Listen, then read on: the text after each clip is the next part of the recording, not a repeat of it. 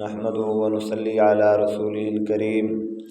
اما بعد فاعوذ بالله من الشيطان الرجيم بسم الله الرحمن الرحيم لقد كان لكم في رسول الله أسوة حسنة صدق الله العظيم وصدق رسوله النبي الأمي الكريم ونحن على ذلك لمن الشاهدين والشاكرين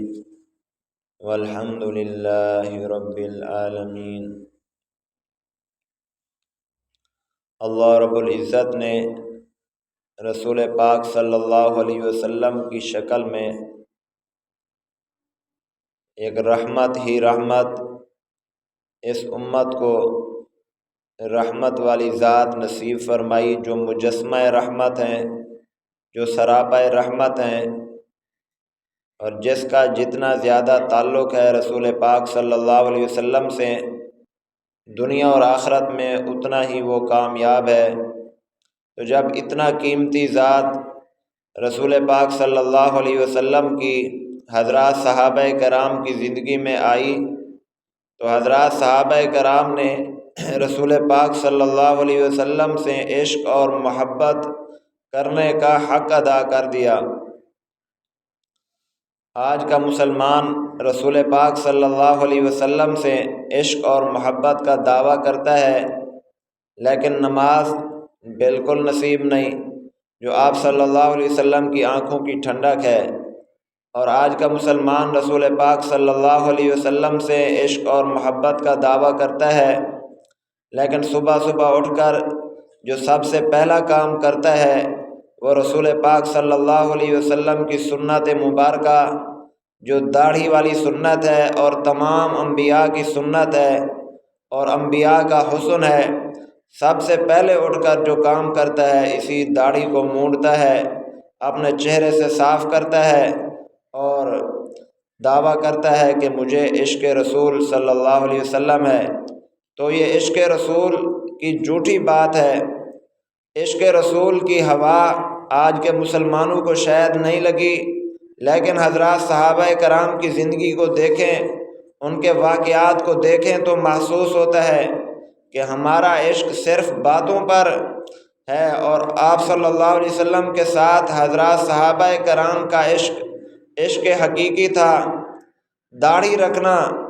آپ صلی اللہ علیہ وسلم کے عشق میں نماز پڑھنا،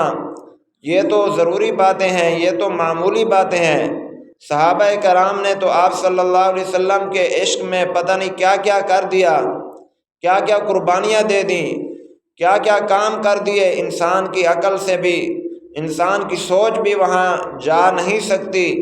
جہاں حضرات صحابہ کرام آپ صلی اللہ علیہ وسلم کے عشق میں پہنچے۔ سیدہ ام حبیبہ رضی اللہ تعالی عنہا آپ صلی اللہ علیہ وسلم کے ساتھ جب ان کی شادی ہوئی تو ایک دفعہ والد گھر میں آیا، لیکن والد کافر تھا اور آپ صلی اللہ علیہ وسلم کا بستر بچھا ہوا تھا، اور والد آ کر بستر پر بیٹھ گیا۔ سیدہ ام حبیبہ رضی اللہ تعالی عنہا کا عشق دیکھیں کہ انہوں نے یہ گوارا ہی نہیں کیا کہ ایک کافر اور مشرک آدمی میرے نبی کریم صلی اللہ علیہ وسلم کے بستر کے اوپر بیٹھے، یہ گوارا ہی نہیں کیا اگرچہ باپ ہو۔ چنانچہ اپنے والد کو کہا کہ اس بستر پر آپ نہیں بیٹھ سکتے، یہ پاک نبی کا بستر ہے اور تم کفر اور شرک کی وجہ سے ناپاک ہو، میں یہ گوارا نہیں کرتی، میری محبت، میرا عشق گوارا نہیں کرتا کہ آپ اس بستر پر بیٹھیں۔ یہ عشق کے واقعات تھے جو ظاہر ہوتے تھے، اور حضرت ابو بکر صدیق رضی اللہ تعالی عنہ کو کتنا عشق تھا، کتنا تعلق تھا رسول پاک صلی اللہ علیہ وسلم سے۔ جب ہجرت کا سفر پیش آیا، جب یہ مشکل سفر پیش آیا، جب یہ پریشانی والا سفر پیش آیا، حضور صلی اللہ علیہ وسلم کو یہ توقع تھی کہ یہ مشکل سفر میرے ساتھ ابو بکر صدیق رضی اللہ تعالیٰ عنہ ہی کریں گے۔ چنانچہ ابو بکر صدیق رضی اللہ تعالیٰ عنہ کے گھر تشریف لے گئے تو ابو بکر صدیق رضی اللہ تعالیٰ عنہ کو بھی اتنا عشق تھا، فرمایا اے اللہ کے رسول، کچھ دنوں سے میرے دل میں یہ بات محسوس ہو رہی تھی کہ ہجرت کرنی پڑے گی آپ صلی اللہ علیہ وسلم کو۔ مکہ کے حالات اس قدر سخت ہو گئے تھے آپ پر، مجھے محسوس ہو گیا تھا کہ ہجرت کرنی پڑے گی اور آپ ہجرت کے سفر میں مجھے ہی ساتھ لے جائیں گے۔ چنانچہ کئی راتوں سے میں نے سونا چھوڑ دیا کہ کہیں رات کے وقت ہجرت کا سفر شروع ہو اور آپ صلی اللہ علیہ وسلم مجھے لینے آئیں اور میں نیند میں ہوں اور آپ صلی اللہ علیہ وسلم مجھے جگاتے رہیں، تو میں نے یہ گوارا ہی نہیں کیا، تو کچھ راتوں سے میں نے سونا ہی چھوڑ دیا۔ تو یہ عشق رسول تھا ابوبکر صدیق رضی اللہ تعالیٰ عنہ کا۔ اور جب چندے کا اعلان کیا تو فرمایا ابوبکر گھر کے لیے کیا چھوڑ آئے ہو؟ فرمایا جب آپ کا حکم تھا چندے کا تو میں سب کچھ آپ کے قدموں میں لایا ہوں اور گھر کے لیے اللہ اور اس کے رسول کو چھوڑ کر آیا ہوں۔ آج مسلمان عشق رسول کا دعویٰ کرتا ہے، کئی سال گزر جاتے ہیں، پتہ ہی نہیں ہوتا کہ زکوٰۃ ادا کرنی ہے یا نہیں کرنی، عشر بھی ادا کرنا ہے یا نہیں کرنا۔ آپ صلی اللہ علیہ وسلم کے نام پر نہ جان کی قربانی نہ مال کی قربانی، حتیٰ کہ آپ کی شکل بھی گوارا، اپنی آپ صلی اللہ علیہ وسلم کی شکل جیسی شکل بنانا بھی آج کا مسلمان گوارا نہیں کرتا۔ پتہ نہیں انگریز کی شکل میں کس قدر اس کو پیار ہو گیا اور معاذ اللہ محمد صلی اللہ علیہ وسلم کی شکل سے اس قدر نفرت ہو گئی کہ روزانہ داڑھی مونڈ کر 2 دن بعد داڑھی مونڈ کر اس بات کا اظہار کرتا ہے، کھلم کھلا اعلان کرتا ہے کہ لوگوں دیکھ لو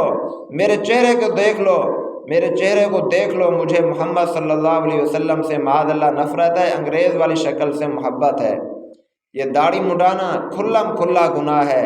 انسان کے گناہ تو بہت سارے ہیں، کئی گناہ چھپ کر کرتا ہے، وہ بھی گناہ ہیں، وہ بھی نہیں کرنے چاہیے، لیکن جو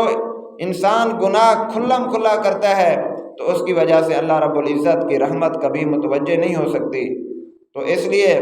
ہمیں عشق رسول کا دعویٰ ہے تو کچھ کام ایسے کرنے پڑیں گے جس سے عشق رسول ظاہر ہو۔ حضرت محمد الرسول اللہ صلی اللہ علیہ وسلم کی جب وفات ہوئی، حضرت عمر رضی اللہ تعالیٰ عنہ کے عشق کے واقعات بہت سارے ہیں۔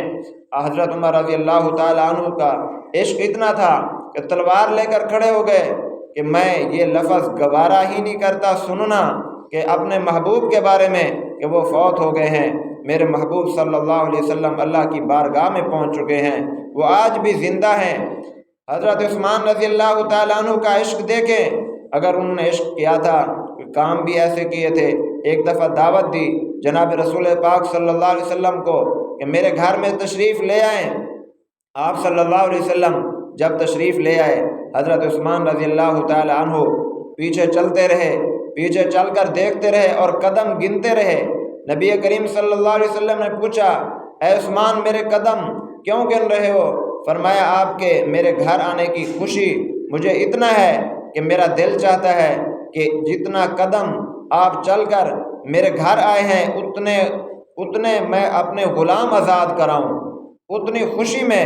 جتنے قدم آپ چل کر آئے میں ان قدموں کو گنوں اور اتنے غلام آزاد کراؤں، اتنا صدقہ خیرات کروں۔ یہ مجھے خوشی ہے کہ آپ میرے گھر میں تشریف لے آئے۔ یہ آپ صلی اللہ علیہ وسلم کے ساتھ عشق تھا جو ظاہر ہوتا تھا، ان کے جسم سے بھی ظاہر ہوتا تھا، ان کی باتوں سے بھی ظاہر ہوتا تھا، ان کے کاموں سے بھی ظاہر ہوتا تھا۔ حضرت عثمان رضی اللہ تعالی عنہ جس وقت صلح حدیبیہ کے موقع پر سفیر بنا کر آپ صلی اللہ علیہ وسلم نے بھیجا تو اس وقت مشرکین مکہ نے کہا، اے عثمان آپ تو ویسے آ ہی گئے، چلو آپ عمرہ کر لو۔ آپ صلی اللہ علیہ وسلم تو ابھی نہیں آئے، باقی صحابہ بھی نہیں آئے، چلو آپ سفارت کے لیے آ گئے، عمرہ کر لو۔ تو حضرت عثمان رضی اللہ تعالی عنہ نے فرمایا، میں کیسے عمرہ کروں؟ میری محبوب ذات حضرت محمد الرسول اللہ صلی اللہ علیہ وسلم نے ابھی عمرہ نہیں کیا، تو وہ ادھر بیٹھے اور میں ادھر اکیلا عمرہ کر لوں، یہ میرا عشق اور محبت گوارا نہیں کرتا۔ تو وہ عبادت میں بھی آپ صلی اللہ علیہ وسلم کے عشق کو دیکھتے تھے، ہر کام میں آپ صلی اللہ علیہ وسلم کے عمل کو دیکھتے تھے، اتنا محبت تھی، وہ اس عبادت کو عبادت سمجھتے ہی نہ تھے جس عبادت کو آپ صلی اللہ علیہ وسلم نے نہ کیا ہو۔ جو نیکی آپ صلی اللہ علیہ وسلم نے نہ کی ہو وہ اس نیکی کو نیکی ہی نہیں سمجھتے تھے، اتنا عشق تھا، اتنا نسبت تھی، اتنا ان کو آپ صلی اللہ علیہ وسلم کی ذات سے لگاؤ تھا جس وقت آپ صلی اللہ علیہ وسلم ہجرت فرما کر جا رہے تھے تو آپ صلی اللہ علیہ وسلم کے گھر میں سونا یہ ایک بہت بڑا مشکل کام تھا، کیونکہ آپ صلی اللہ علیہ وسلم کے گھر کے ہر طرف کافر تلواریں لے کر کھڑے تھے کہ آپ صلی اللہ علیہ وسلم یا کوئی گھر کا بندہ ملے تو ان کو قتل کر دیں۔ حضرت محمد الرسول اللہ صلی اللہ علیہ وسلم چونکہ اللہ تعالیٰ کا حکم تھا کہ آپ مٹی پھینک کر چلے جائیں، ان کی آنکھیں اندھی ہو جائیں، لیکن آپ صلی اللہ علیہ وسلم تو چلے گئے۔ اب گھر میں سونا، آپ صلی اللہ علیہ وسلم کی جگہ ٹھہرنا یہ ایک بہت بڑا مسئلہ تھا۔ تو اس وقت حضرت علی رضی اللہ تعالیٰ عنہ کا عشق ظاہر ہوا۔ حضرت علی رضی اللہ تعالیٰ عنہ کو آپ صلی اللہ علیہ وسلم نے اپنے بستر پر سلایا، اور اس طرح علی رضی اللہ تعالیٰ عنہ سوئے کہ باہر ساری تلواریں ہی تلواریں ہیں۔ یہ عشق تھا جو بڑے سے بڑا کام کرانے میں بھی ان کے لیے آسانی پیدا کر دیتا تھا۔ ایک دفعہ حضور صلی اللہ علیہ وسلم کو کسی چیز کا تقاضا ہوا، حضرت علی رضی اللہ تعالیٰ عنہ نے دیکھ کر محسوس کیا کہ کچھ آپ صلی اللہ علیہ وسلم کو چاہیے لیکن جیب میں کچھ نہیں۔ حضرت علی رضی اللہ تعالیٰ عنہ گھر سے نکلے، ایک یہودی کے باغ میں گئے اور کہا کہ میرے پاس اور تو اس وقت کچھ نہیں، تیرا کھجوروں کا باغ ہے، میں یہاں مزدوری کرتا ہوں، کنویں سے بالٹی نکالتا ہوں پانی کی، تو ایک بالٹی نکالنے پر ایک کھجور مجھے دے دینا۔ 17 بالٹیاں پانی کی نکالی، 17 کھجوریں لی اور آپ صلی اللہ علیہ وسلم کی خدمت میں پیش کی۔ آپ نے تقاضا بھی نہیں فرمایا تھا، لیکن محسوس ایسے ہوا حضرت علی کو کہ یہ آپ صلی اللہ علیہ وسلم کو کچھ چاہیے، تو یہ بغیر تقاضا کیے 17 کھجوریں آپ صلی اللہ علیہ وسلم کی خدمت میں پیش کی کہ اے اللہ کے رسول، اس وقت مجھ سے یہی ہو سکتا تھا اور میں نے کیا۔ اور حضرت آپ صلی اللہ علیہ وسلم کی مجلس میں جب صحابہ کرام کی مجلس لگتی تھی، حضرت حسان بن ثابت عشق رسول میں بولے، وَأَحْسَنُ مِنْكَ لَمْ تَرَ قَطُّ عَيْنِي وَأَجْمَلُ مِنْكَ لَمْ تَلِدِ النِّسَاءُ۔ اے اللہ کے رسول، ہم آپ کو دیکھتے ہیں تو ہمیں محسوس ہوتا ہے کہ آپ سے زیادہ خوبصورت، اچھا شکل و صورت کے اعتبار سے، سیرت کے اعتبار سے نہ کبھی کسی آنکھ نے دیکھا، نہ ہم نے دیکھا، اور نہ ہی کبھی کسی ماں نے آپ جیسا بچہ جنا۔ اور جنگ خندق کے موقع پر حضرت حذیفہ رضی اللہ تعالیٰ عنہ جس وقت آپ صلی اللہ علیہ وسلم خندق کھود رہے تھے اور چاروں اطراف سے دشمن کی فوجیں تھیں، آپ صلی اللہ علیہ وسلم چاہتے تھے کہ میرا کوئی صحابی جائے اور دشمن کی خبر لے کر آئے کہ کتنی فوج ہے، کتنا اسلحہ ہے، کہاں ان کا پڑاؤ ہے، لیکن اس حالات میں مدینہ سے باہر نکلنا، دشمن کی خبر لینے جانا، اپنی موت کے اوپر دستخط کرنا تھا، اور اس وقت سردی کا موسم تھا، ہتھیار کوئی نہیں تھا۔ حضرت حذیفہ رضی اللہ تعالیٰ عنہ آپ کی خواہش پر بغیر ہتھیار کے، بغیر چادر کے اس وقت گئے کافروں کے پاس اور مدینہ سے باہر گئے اور ان کی خبر لے کر آئے۔ جب جا رہے تھے حضور نے دعا دی، اے اللہ میرے عشق میں جا رہا ہے، میری بات کو مانتے ہوئے جان ہتھیلی پر رکھ کر جا رہا ہے، یہ دشمنوں کے پاس جا رہا ہے، ان کی خبر لینے جا رہا ہے، اے اللہ ان کی جان کی بھی حفاظت فرما اور ان کو سردی بھی نہ لگے، ان کے پاس چادر بھی نہیں ہے، سردی سے بھی ان کی حفاظت فرما۔ تو حضرت حذیفہ رضی اللہ تعالیٰ عنہ فرماتے ہیں جب میں گیا اللہ نے میری حفاظت فرمائی اور مجھے سردی بھی محسوس نہیں ہوئی۔ اور ایک صحابیہ رضی اللہ تعالیٰ عنہ جس کا بیٹا بھی آپ صلی اللہ علیہ وسلم کے ساتھ جہاد میں تھا، خامد بھی جہاد میں تھا اور اس کا والد بھی جہاد میں تھا، اسی جہاد میں خبر چلی کہ آپ صلی اللہ علیہ وسلم شہید ہو گئے۔ وہ صحابیہ اپنے گھر سے نکلتی ہے، گھوڑے پر سوار ہوتی ہے اس فکر میں کہ آپ صلی اللہ علیہ وسلم شہید ہو گئے۔ راستے میں کسی